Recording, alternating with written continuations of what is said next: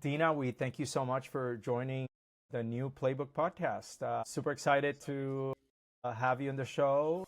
President of Stay Pineapple Hotels. Dina runs a boutique brand with 10 properties across the United States. She sits on the board of the American Hotel and Lodging Association and helps lead their independent and boutique committee. She has been named to the top 50 women in the hospitality world 2 years running.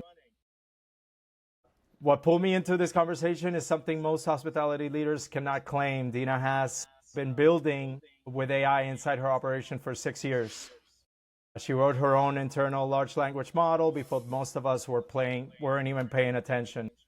She has a clear view of what AI is doing in this industry, what's the real cost, and what are we about to learn the hard way.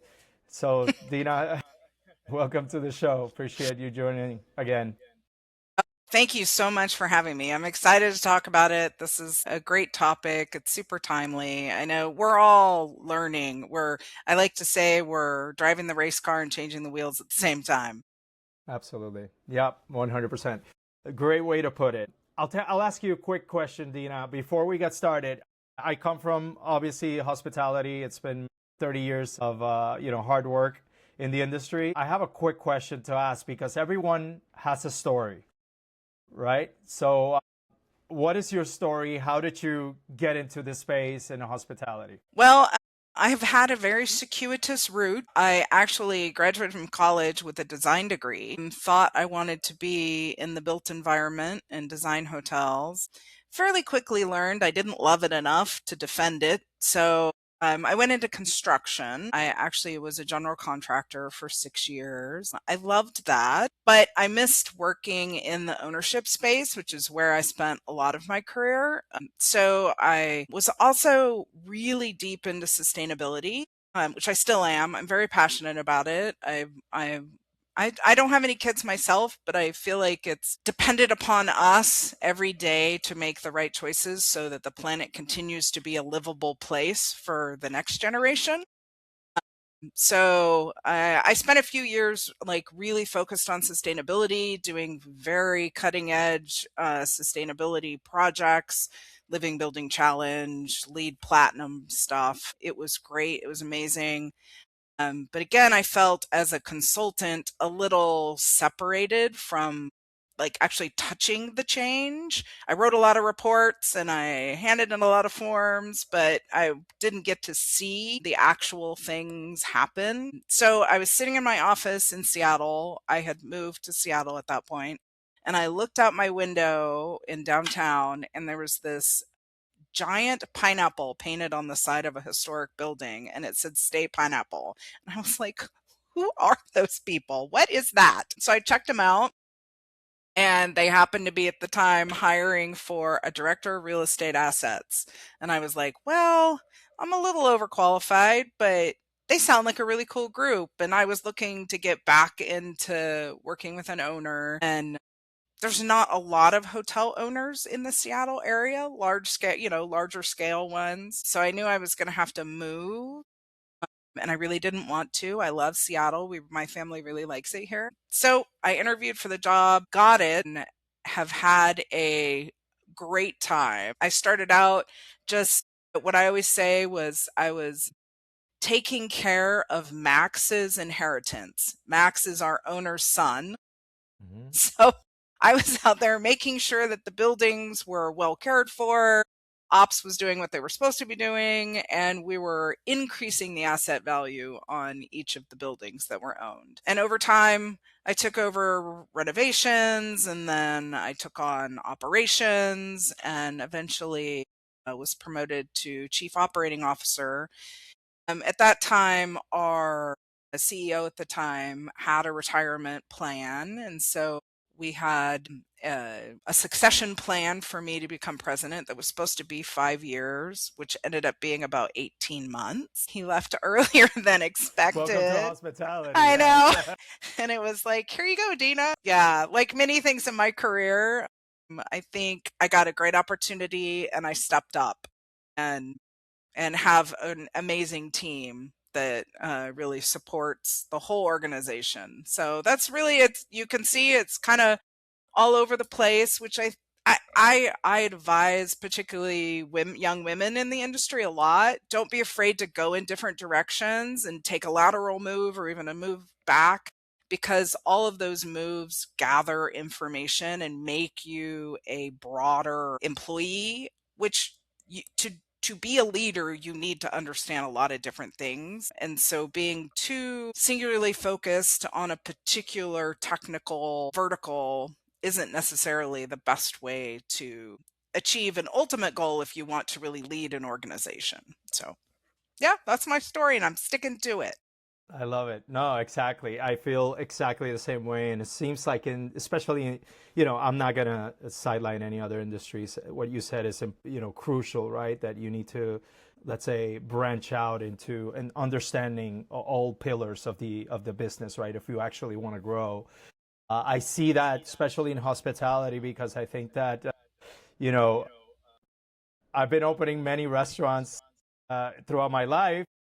And really, I don't have a construction background, but Mm. I had to learn a lot of Yep. things about constructions when you're building, structures like that. So I'm sure that for you that progression was quite natural, right? Your Mm-hmm. expertise coming from that space.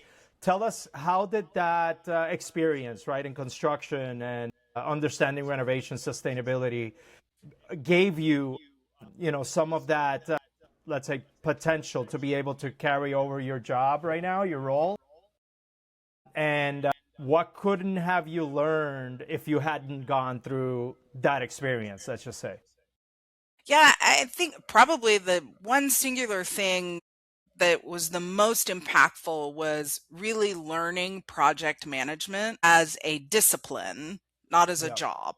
I was a project correct. manager, but really learning the discipline of project management and understanding you can use it in every aspect of your life.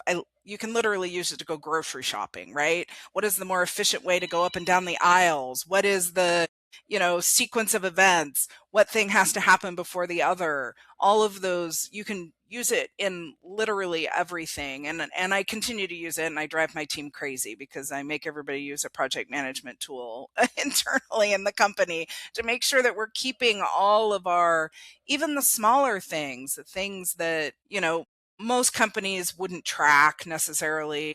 Those are the things that fall through the cracks and end up not getting done. And that is a lot of how we have succeeded in the tech space, is really using project management to make sure that we develop a vision for what we want, and then we figure out the strategy to get there, and then we have all of the tasks that have to get accomplished, and they're tracked, and there's accountability to them, and we hold each other accountable.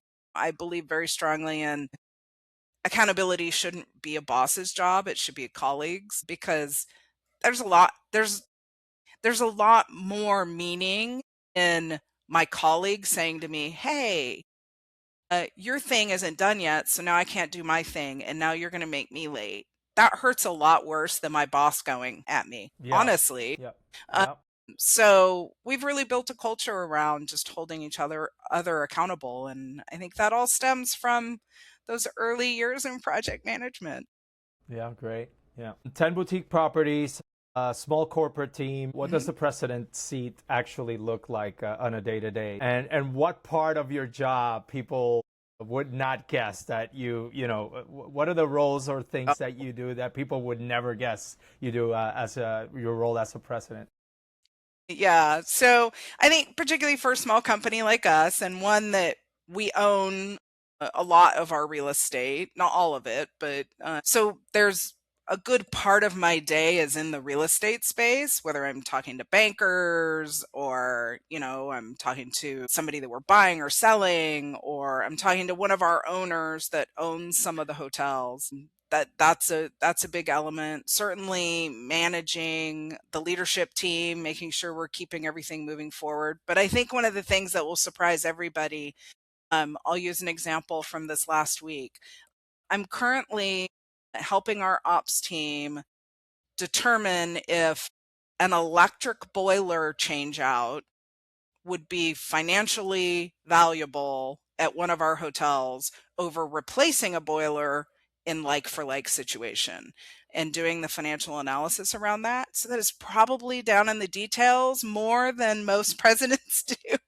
Yeah. But in a lot of cases, so I come from engineering in the hotels. So, right, I like when we get really technical and we have like big projects that are, out of maybe our on-site team, engineering team's technical expertise, I get pulled in and have to help them try to figure out how to move a project forward. And that's a great example of both engineering and sustainability, because part of the business case is there is new requirements in the city of Seattle for building performance. And so, and electrification, our buildings will have to be electrified over the next few decades. So when is the point at which it doesn't make sense anymore for us to continue to use gas powered boilers?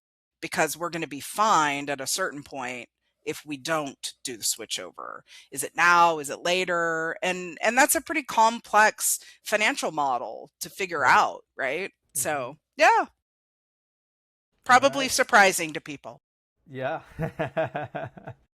Well, it's nickels and dimes industry, right? And I think that we can just break down all lines of P&L, and for every single line item, there could be a strategy that we can implement, right? And can definitely make a difference when you put those systems, the right proper systems into action, right? Or make the right Hmm. calls. So absolutely, it's quite interesting how we can really change the trajectory with making some of these not you know more evident decisions, right? So absolutely. Let me ask you about boutique hotels, and what I've Yeah. noticed is that there is this obviously growth in boutique hotels. Hmm. I think that they kind of fit into this intersection between consolidating brands, and then you have your short-term rentals. What is it about boutique hotels itself, right, that maybe people are inclining more towards, and understanding, or maybe bringing a bit more popularity into the sector in your eyes? Do you see that, and why maybe that could be? Yeah. I think you touched on really an interesting point, which is boutique hotels live in the middle ground between the white vanilla branded world and the, I don't mean this to be harsh, but unprofessional, right? Yeah. Kind of space of Airbnb and, renting a room. All of those products have a place in the market, but I think a lot of people are often, they want something, they want a professional experience, they want a professional operator, but they don't want the white vanilla box.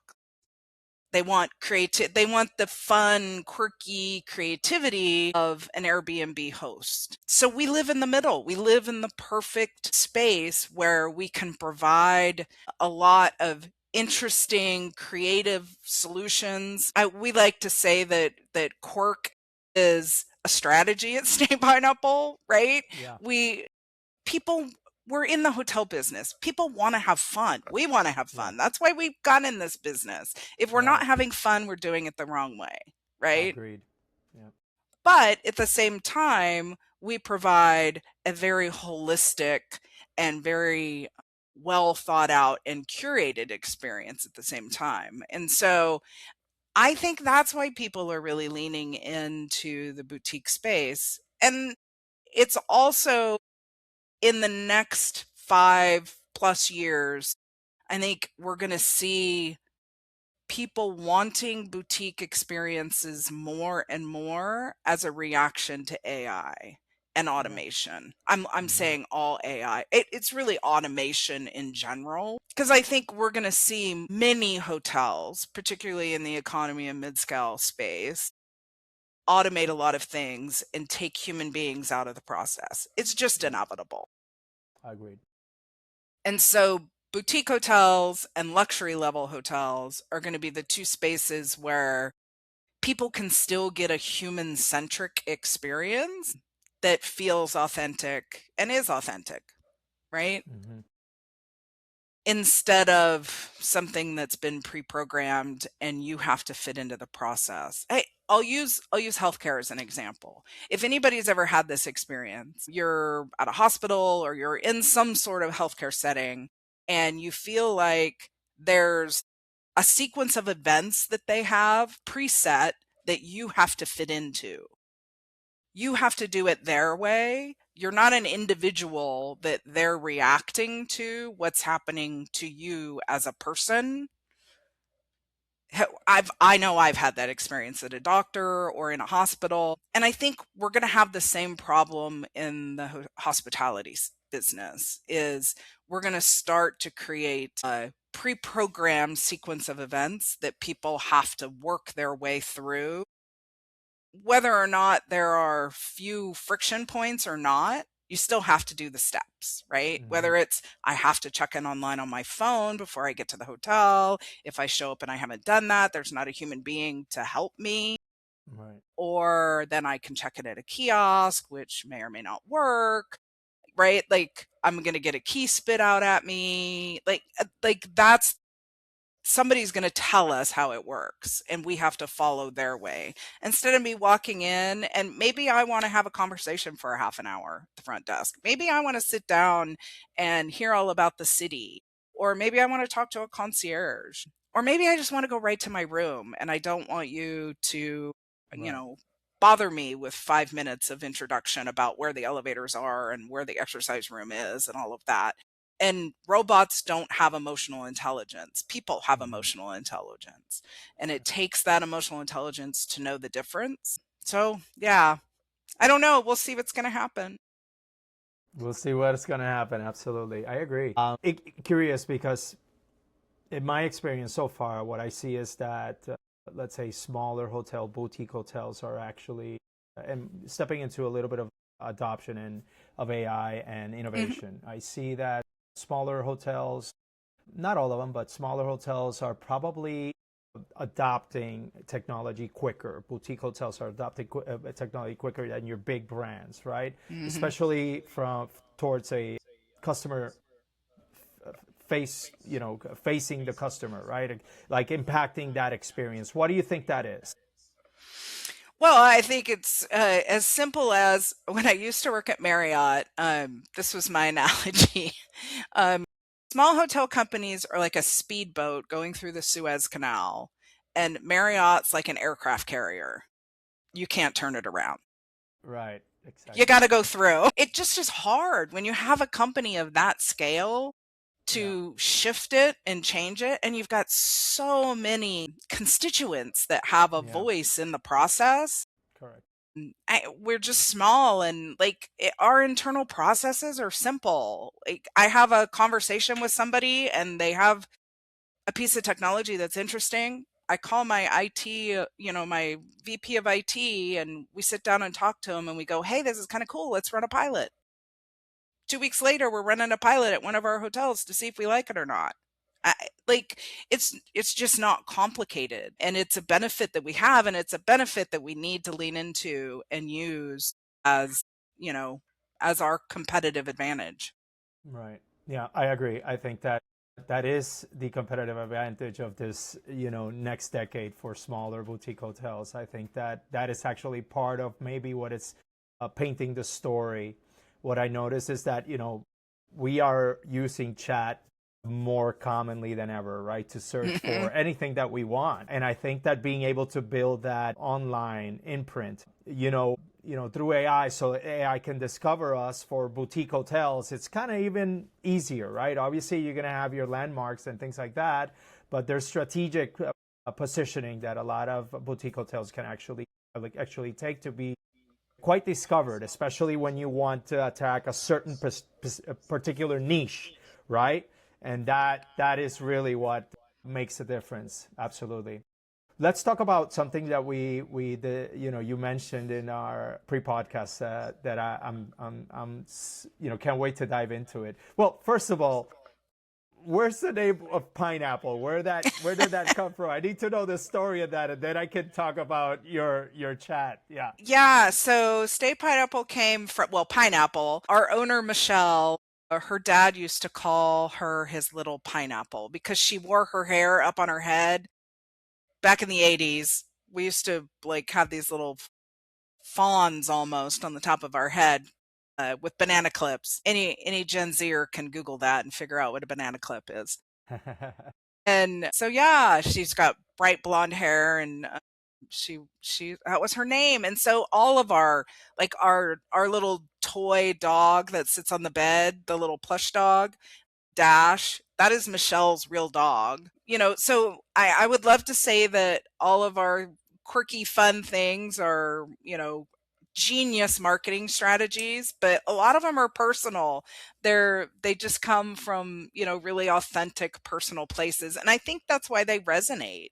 Exactly. Yeah. I was just going to say sometimes those little, very personable things become the best marketing strategies, right? They're so unique, original, authentic, for sure. Yeah. Now, tell me about Chat Pineapple, right? You were telling me that you've been building this for 6 years, right? And I'm curious to see, now what the model is versus what it was. How different has it, or where to has evolved? First, tell us a little bit what exactly is Chat Pineapple. We of course we like to put pineapple in everything we do, right? So Chat Pineapple is our internal little chat bot for our teams. It's only an internal tool, and it originally started out as a super, super simple tool.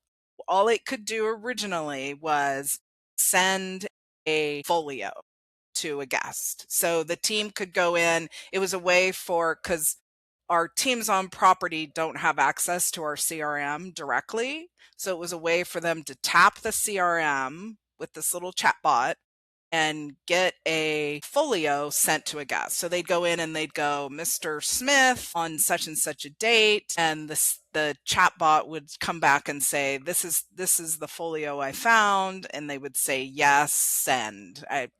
Probably in different words, and it wasn't that simple. They couldn't just use English. They had to be like, one meant this and two meant that, and right, it was like, Wow.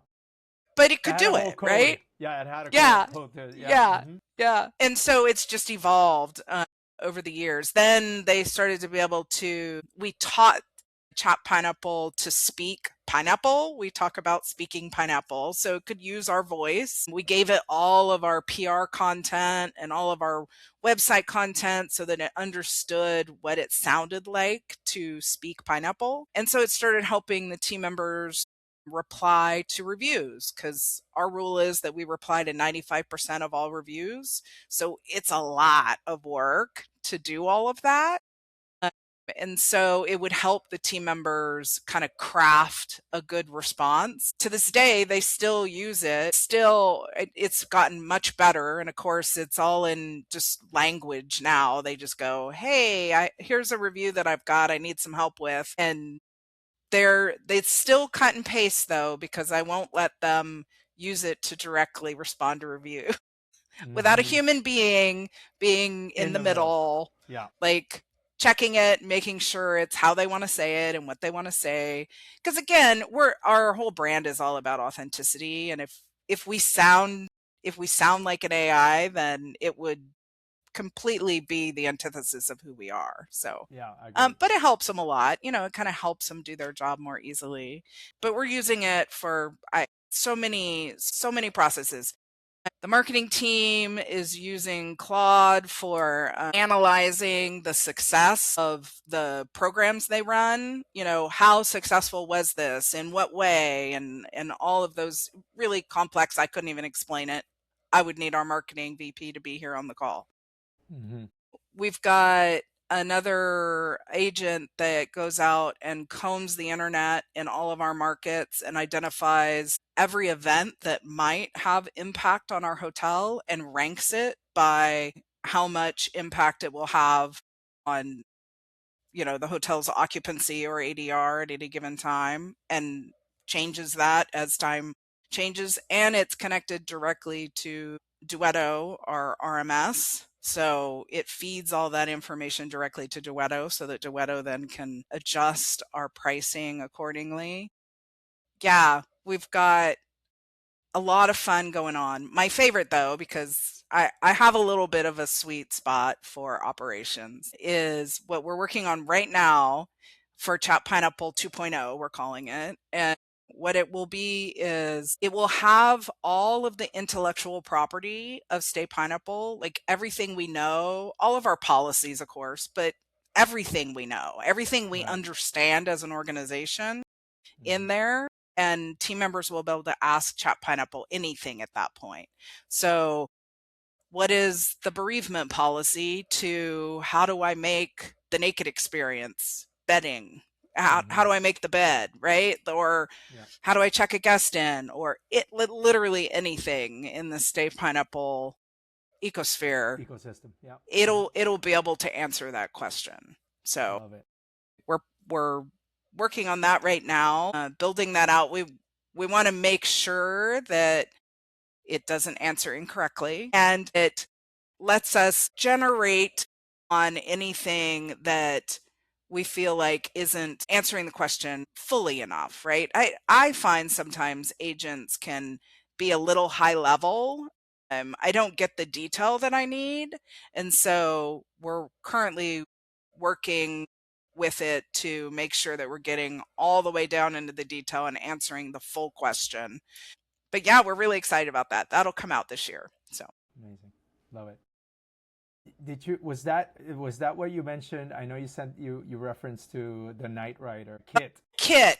Kit Yes. was I didn't say the name. So the agent that goes out and sweeps the internet looking for Right. all the events, Right. literally the kit that goes like this Yes. Yes. across the front of the, was it a Trans Am, wasn't it? Was it a Yeah. I think it Trans was Am? a I think it was Trans a Am Trans or Am. something. Yeah. Yeah. Yeah, that agent was named Kit. Yeah. Love it. Love it. So you mentioned a vendor's post that said digitize the guest journey, get rid of front desk, save money. You appreciated the honesty, even though it scared you. What did that post say out loud that the industry has been dancing around with? Yeah, I think everybody has been saying, "Oh, we're adopting AI not to replace people, but just to, make it so that they can spend more time with the guests." And I am 100% behind that statement. That is Right. what we're doing, right? That's We're working really hard to make sure that we maintain the human-centric focus that our organization has always had and always will. I've been fighting kiosks for 7 years, I think. There was some folks internally that wanted to add kiosks to the lobby, and I was like, absolutely not. We will not have people checking in with a robot. But he said stuff that's going to happen. Like it's not untrue. Like not at our organization, but we're 10 hotels, right? We're not, you're going to see a name the brand with an AI doing the work. You'll probably just pre-check in and go straight to your room, and the front yeah, desk will go away, and you yeah, won't have customer service anymore. Customer service will be, you can chat somebody. That'll be customer service. And that's not right, customer service. right, right, That's not building relationships. That's not hospitality. right. Hospitality is not service. Hospitality is human connection. Yes, correct. And we can't, I think I'll get super philosophical for half a second. The hospitality industry has a responsibility in society to ensure that human connection stays at the forefront. That is the business that we're in, and that's the role in society. If you go all the way back to when hotels first started, they were roadside inns that invited people in that were, riding a horse, whatever they were riding in a cart. And it was a place for them to sleep that was safe so that they wouldn't get robbed by people on the road and, blah, blah, blah, any number of things. That was hospitality. And if we get too far away from that, then we lose our purpose in society, I think. Yeah. No, I must agree with you 100% in that. And it's funny, right? Because, we are at that intersection. Obviously, everybody's talking about implementing systems and AI and whatever. And I think that, we forget okay, so we're doing this, and not necessarily all the time that we bring in these systems, we can quantify, the return on investment. Yet, Mm-hmm. we're not able to see past fixing these or automating these workflows to understand that now we have a much more freedom. You have a management much more present in the real operation, understanding Mm-hmm. what each guest, learning each guest name, and even the employees themselves, right? They're embracing it, but it's giving them the opportunity to actually do what they're there to do, which is really that guest interaction, right? When do you think that people are going to really say in hospitality? And I think that, obviously there's many segments of it. I think that restaurants are probably the slowest to adapt, right? But what do you say about when is that turning point going to happen where people are going to get it that, wait a minute, we can now be more grounded on what this business is all about, which is, again, that face to face interaction?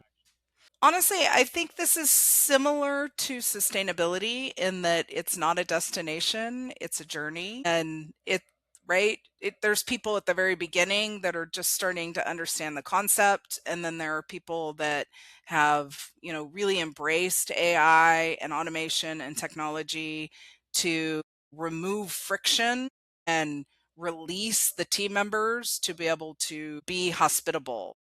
The last thing I ever want to see is the top of a front desk person's head going like this, right? Uh I huh. we Yep. want we want there to be one-on-one interaction. Ultimately, our intent at Say Pineapple is exactly what that article said, which is no front desk, but it's not no front desk people. It's just Right. no barrier. Correct. I want them in the lobby just interacting with guests and making sure that they have everything they need, or thinking of the things that the guest doesn't even know they need or want, and surprising and delighting them with that. Like, think about that job. That is so much more fun than checking people in every day, Yeah. Yeah. right? Yep. Well, I see it as the next level, meaning, okay, so you don't have to spend time behind the counter, right? Attending somebody, and now you can be greeting guests as they walk in with whatever, a hot tea or some Mm-hmm. towel. How was your experience checking in? Oh, great, fantastic. I mean, you Yep. can even set your automations up to you actually know when they're actually going to arrive. So Well, you can 100%. surprise those guests if you do the research, or have an agent that has a photo, sets up a photo. You're already engaging in a personal base, and imagine the impact of that. Wow, wait a minute. Now, hotels with front desks, there's very limited who are actually doing that. It's those, top luxury hotels. Yeah. And then all of a sudden you take on this task that, okay, we thought it was valuable, but now you bring actionable, actions that are Mm, going to make a true impact on it. So it's all how you rewrite that guest experience, right? Because yeah. we have an opportunity to rewrite the whole sequence, right? And become much more, detailed in how we execute. And their journey should begin before they arrive at the hotel. We talk about that a 100%. lot, right? We Yeah. should be relationship building as soon as they make a reservation.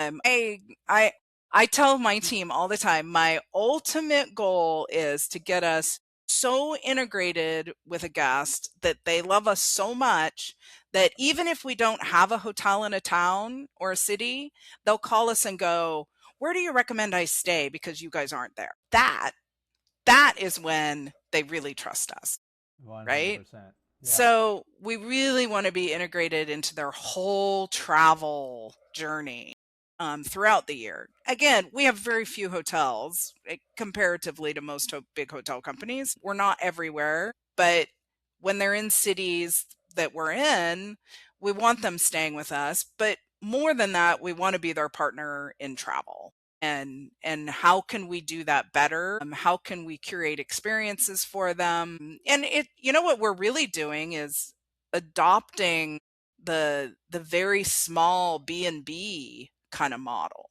right? Mm-hmm. Like, how Yeah. do we take and scale what a B&B can do for with a place that has 5 rooms? How can we do that at 150 rooms? How we can do that is technology, right? Mm-hmm. I can't have enough people in my hotel at 150 rooms to have a 5-to-1 ratio to guest to employee like a Right. B&B is. So Yeah. the only way for me to make up that gap is technology. Mm-hmm. And we currently today in the morning, this is one of our other AI agents, delivers to the inbox of the front desk team every guest that's arriving that day that we have psychographic information. I'll define psychographic. It's beyond that you like Diet Coke. It is that you are a cyclist, really into cycling, or you love fishing, or you've got a daughter, or you've got a dog and he's a pug and his name is Joe and he likes the soft biscuits, not the hard ones, right? Like all of those, like, actually intimate things about you. This is another thing. We always focus on zero party data. We don't collect data on our guests that they don't give us. We think that's a trust factor. Again, I make no judgment on people that do, because in some ways I think it's cool when somebody has information about me that surprises me. And I'm like, oh, how did you know that? Right? Well, we checked you out on Facebook. I mean, all of my whole social media is wide open, so people can find out all kinds of stuff about me. But it still surprises me when that happens. Yeah. We have decided to take a clear philosophy that we only use information that the guests directly give us. And that's because our whole business model is built on a lot of trust. But you would be shocked at the amount of information guests will give you if you Yeah. ask. Yeah. And Absolutely. we ask them in, a lot of different ways. And so that report drops in the inbox of the front desk team every single morning for the next 10 days. They can see all the guests that are coming in, the ones that we have good information on. If you've booked on Booking.com or you've booked on Expedia and you're a unique guest that I can't connect the dots, even if you've Yeah. stayed with us before, but you booked with a different email or Yeah. right, like, and I don't know, then there's only so much I can do about that. You But miss the experience. You miss you the miss the true experience. Yeah. experience. Yeah. Yeah, Exactly. the Yeah. real Stay Pineapple experience is Yeah. we know who you are, you're coming to Right. stay with us, and we know information about you. And then the magic that comes out of our hotel teams, because we hire people for three key factors: authenticity, somebody that is willing to be authentic. So too often people use authenticity as though it's a given. Authenticity is actually scary. People misunderstand, I think, how hard it is to be authentic at work and not put on a mask and not be a character or something that my boss has defined I should be, but actually be myself. It's a risk because you might get rejected. If you get rejected as a character, who cares? You Right. get rejected as yourself, it's an impact, right? And so having people that are really truly willing to be themselves and be authentic with guests is number one. Number two is emotional intelligence. We talked about that before. And number three is critical thinking. So people that have those three elements don't have to be from the hospitality industry. I can teach them how to check you in. I can teach them everything else. But those are the skills that make for a great hospitality person. And then they have so much creativity to use our technology and the information that we provide them at the right time, the right information right in front of them, easy to digest too. I can't write a book, right? It has to be digestible, quick, easy, only the stuff that's important. And that's super hard to do. Like I make it sound like that was really easy, but it took us a long time to get there and be able to mine the information that we have and get the pertinent stuff bubbled up at the right time. In the guest journey, do you have places or let's say stages in Hmm. where you can come in and extract some of these, let's say, nuggets from the guests without people even noticing it, right? Through your, let's say, check-in process, are you asking things like, how do you like your coffee, or do you like, uh, you know, would you like the newspaper in the morning, or things? I mean, I'm just asking relevantly, right? But do you have workflows? Have you thought about how these things? Yeah. Uh-huh. So I'll give you a couple of examples. One is very direct. Prior to arrival, a guests get a single survey question. What are you coming to hang out with us for? Right?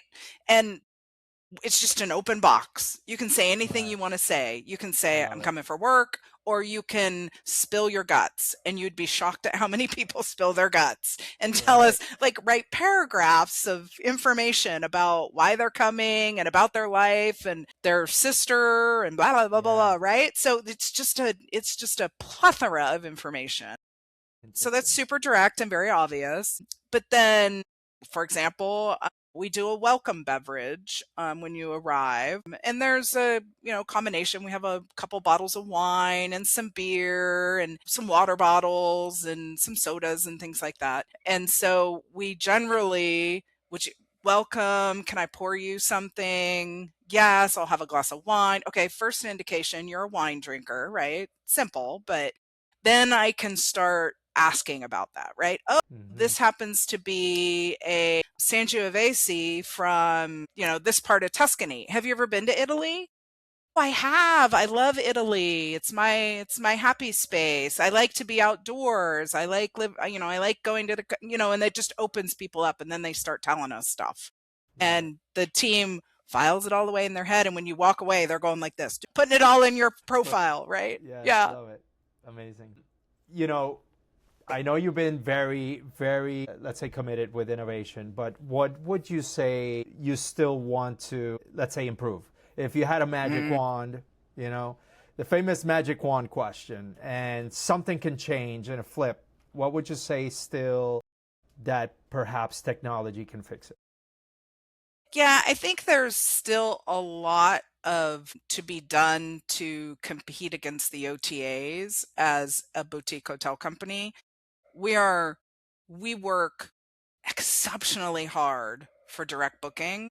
Our direct booking is more than 50% of our bookings are direct, which is Very, extraordinarily high for a boutique very good. hotel company. Yeah, that's very Uh, good. I'm really interested to see us be able to increase that through the use of AI.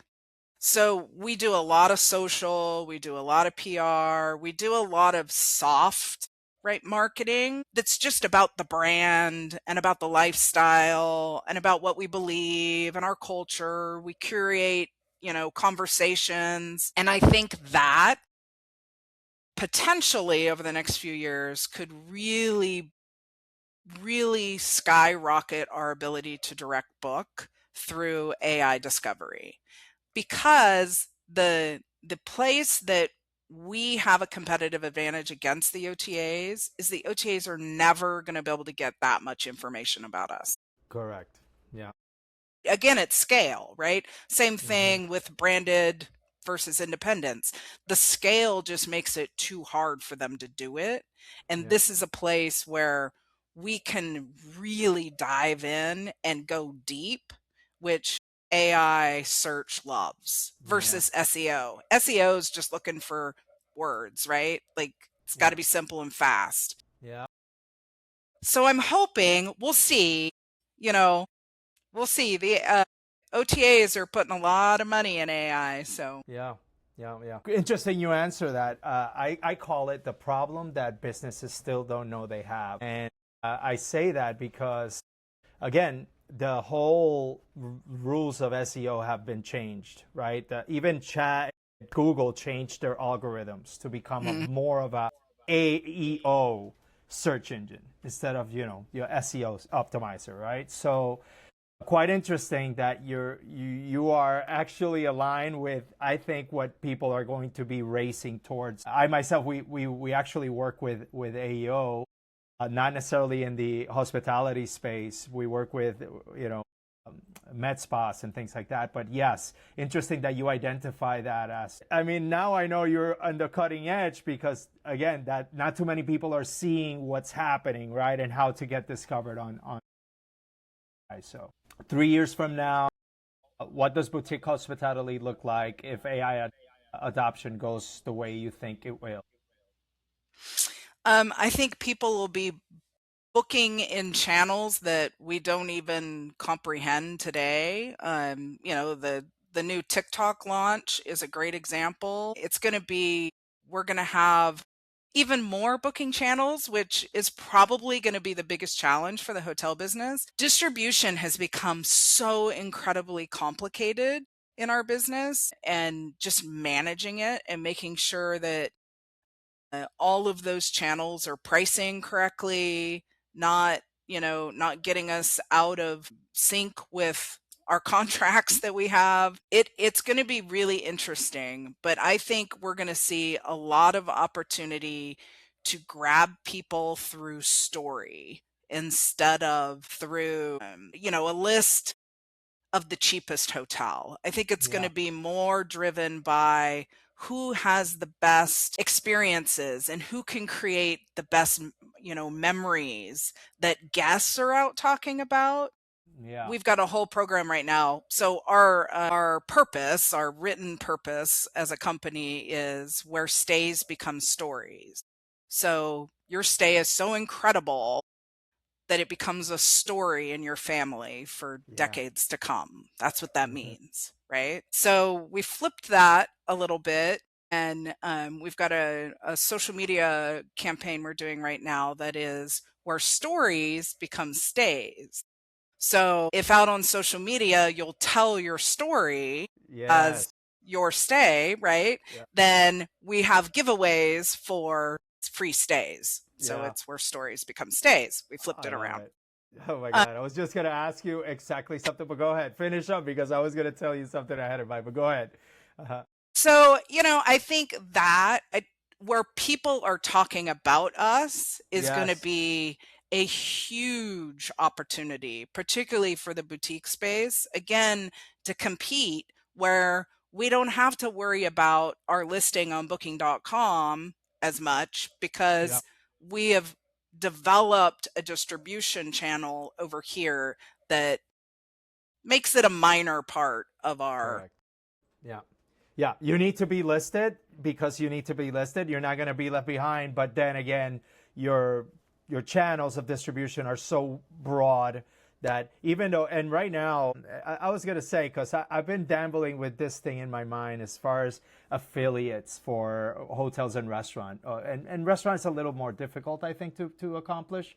But let's say, you have a hotel and you tell your guests, hey, share your experience, use our link, and somebody books through your link, it adds you a stay or points or something like that. Yeah.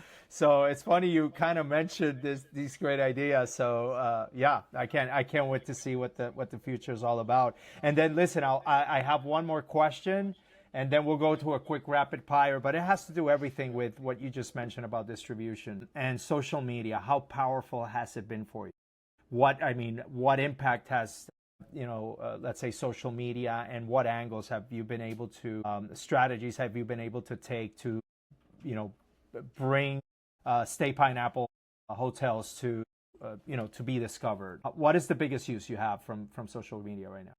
Yeah, we're really heavy on Instagram. We really like the platform and we've been on it a long time, so we have a very deep presence there. And social media has been historically a discovery model for us, really a branding play. But this year is the first year we're really moving into, you know, we have direct booking coming through those channels, but it was pretty minimal. We're really amping that up. So we have a incredible influencer program.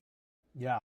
So influencers reach out to us all the time. We're a quirky, fun brand. We've got the dog thing. We're yellow. We got pineapples. It's like, it's an influencer's dream, right? Yeah. The photography at our hotels is super easy because they're quirky and cool. So our VP of marketing developed a whole strategy around influencers where they reach out to us. We have a algorithm, an AI that automatically ranks them for how much influence we think they have for us as a brand, and then puts them into do they get a discount? Do they get something free? Do they, what are they going to get? And then a human being reaches out back to them and says, this is what we'd be interested in doing with you. And then we own all the photography on the back end and all the content that they create, and they sign a contract with us. And in fact, we get a credit card. So this is always something really key that I tell everybody to do, and I think few are doing it. And it's an automated process. Like, all this happens other than one or two conversations in the background through links. So the influencer gets a contract, they sign the agreement, they give us a credit card, even if they're getting a comped room, because if they don't deliver on the contract, then they get charged for the room. 100%. And our influencer program actually is a revenue generator for us. Yeah. Yeah. So, because a lot of influencers just get a discount, right? Just depends on what their, what their following is. Right. And so I think that's an opportunity we're going to be ratcheting up this year. And we're going to be doing a lot of links with influencers so you can book direct through their channels, which I'm really excited about. Lovely. Dina, I know that we've taken a little bit longer than we want. I have a rapid fire questions. It'll take less than 5 minutes. Are you have a few 5 minutes for that? Yes, I'm ready. All right, amazing. Okay, awesome. So coffee or tea? Coffee. I'm from Seattle. Yes. Well, I'm from Florida, and I'm coffee. Window seat or aisle? Ooh, aisle. So I can trip somebody if they annoy me. Yeah. I love it. Yeah. I'm an aisle guy too. Okay. Beach hotel or mountain lodge? Oh, mountain lodge. I'm a country girl. Best hotel city in the United States? Best hotel city. Chicago. I love Chicago. Okay. Beautiful. Most underrated hotel amenity? Health and wellness for better sleep. Interesting. Okay. Yeah. One thing every hotel should stop doing tomorrow. Putting in crappy shower heads. Okay. Lobby music or silence? Lobby music. Boutique in one word. Unchained. ChatGPT, Gemini, or Claude? Gemini. We're a Google house. Love it. They're taking over, I think. I think so. Though the marketing department uses Claude, so. Okay. All right. Most overrated AI tool right now? Probably the generic chat bot that answers questions to the, for the front desk. Not that it doesn't have a place, but it's just, I think it's not being used well or properly a lot. It's become an amenity in a way, or something. Yeah. And how about the most overrated AI tool right now? I mean, most underrated use of AI inside a hotel. Sorry. Most underrated use in a hotel. Yeah. Let's see. I think I'm going to be a little obvious with this. I think it's an AI that lets employees have the information they need at their fingertips when they need it. Yeah. Agree. That's going to make the most impact. I agree. I think that internal large language model with everything, everything of your company, it's probably going to be the most useful tool that people haven't even really, discovered yet. But I agree. Because it's really hard. Yeah, it is difficult. Yeah, it takes time, right? It takes time to train it. Yeah. Will hotels still have a front desk in 10 years? Absolutely not. Absolutely not. Front desk people, no front desk. Yeah, front desk people, no front desk. I love it. Yeah. AI in 3 years. One word. Ubiquitous. Okay. Yeah. Best advice you ever got? Oh my gosh, best advice I ever got. Stand up for yourself. That's a good one. Believe in yourself. Yeah. Mm-hmm. Yeah. No one else Worst will. no one else will. Yeah, absolutely. How about the worst advice you ever heard? You need more executive presence. Mm-hmm. Love it. Yeah. Let's say the pineapple, hospitality symbol, or just a grapefruit. It is definitely the symbol of hospitality. Hopefully, if you haven't read the historical reason why that is, you should Google it and check it out because it's actually very interesting. Love it. Love it. Well, we definitely will. Dina, it's been quite a pleasure. Thank you so much for being part of this, coming into the new podcast or the new Playbook podcast. We sure had a great time, just exchanging ideas, listening to your expertise. And yeah, can't wait to maybe connect again in the future and continue to enjoy the success of your journey and at State Pineapple Hotels. I really appreciate, again, you joining the call. Thank you so much. This was a blast. Amazing. Awesome.